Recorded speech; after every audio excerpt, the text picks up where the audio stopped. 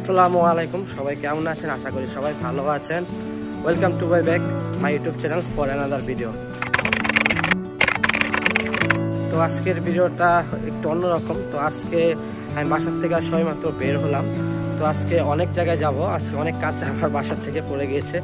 তো প্রথমে আমি এখান থেকে যাব হলো আমার ছোট ভাইয়ের, আপনারা হয়তো জানেন ডেঙ্গু হয়েছিল, তো একটা টেস্ট করতে যাব এখন ঠিক আছে কিনা সব কিছু।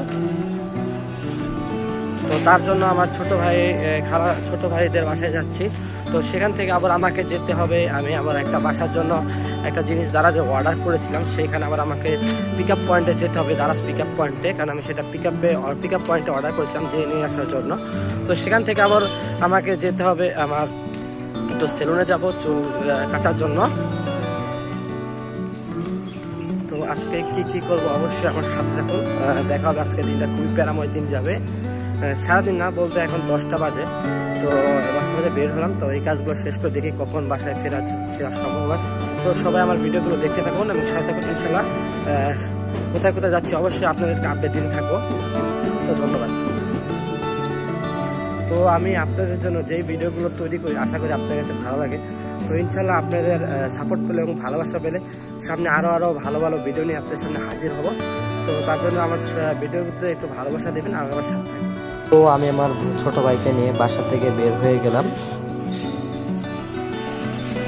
তো বন্ধুরা, আমি প্রথমে যাচ্ছি পপুলার ডায়াগনস্টিক সেন্টারে আমার ছোট ভাইয়ের রক্তের প্লাটিনাম পরীক্ষা করার জন্য।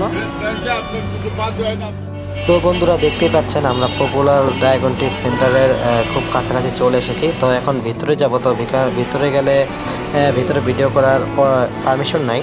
তো বন্ধুরা, আমার ছোট ভাইয়ের টেস্ট করানো শেষ, রিপোর্ট দেবে বিকালবেলা। তো রক্তের প্লাটিনাম টেস্ট পেলাম, তো যার মূল্য নিয়ে এলো 400 টাকা।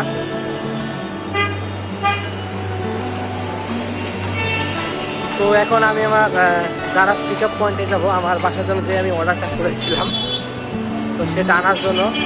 তো চলুন যাওয়া যাক। তো বন্ধুরা, আমি আমার অর্ডারটি নিতে এসে খুবই হতাশ হয়ে গেলাম দারাজের কুরিয়ার পিক আপ পয়েন্টে। তো অন্য পিক আপ পয়েন্ট হলে এরকম অসুবিধা হতো না হয়তো।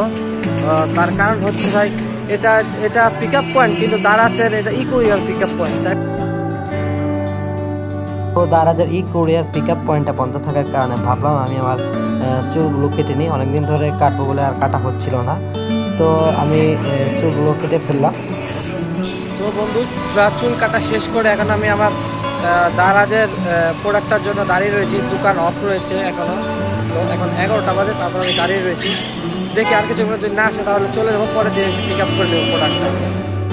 তো দোকানটা 11:30টার দিকে দোকান এসে খুলতে রাখলো। তো দোকান খোলার পর আমি আমার অর্ডার মেসেজের এই যে মেসেজ, এটা তো আসে না, অন্যটা আসলে আমি স্ক্রিনশট দিয়ে নিয়েছি। হ্যাঁ, কালকে রাতে আসছে ছোট।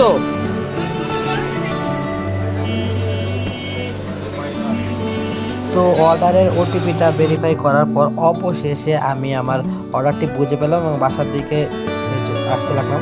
তো বন্ধুরা, অবশেষে আমি আমার দারাজের কুরিয়ার পিক আপ পয়েন্টটা থেকে আমার প্রোডাক্টটা নিয়ে নিয়েছি। তো দারাজের কুরিয়ার পিক আপ পয়েন্টটা ভাই আমার কাছে অনেক জ্বালাইছে, আমাকে 10 মিনিটের মতো দাঁড়া করে রাখছিল, আর এমনি তো অফ ছিলই। তো আমি বলবো ভাই, আপনারা যদি পিক আপ নিতে চান তাহলে ডাইরেক্ট দারাজের পিক আপ পয়েন্ট থেকে আপনারা অর্ডার নেবেন। তো আমি বাড়িতে যে আনপ্যাকিং করে দেখাবো যে আমি কি অর্ডার করলাম, কত মূল্য পড়লো, এবং আমি আজও এই প্রোডাক্ট অর্ডার করে লাভ করতে পেরেছি কি লাভ হয়েছে কিনা আমার অবশ্যই আপনাদের সবাইকে বলবো। তো বাড়িতে যে দেখা হবে প্রোডাক্ট আনবক্সিং করার সময়। তো বন্ধুরা, আমি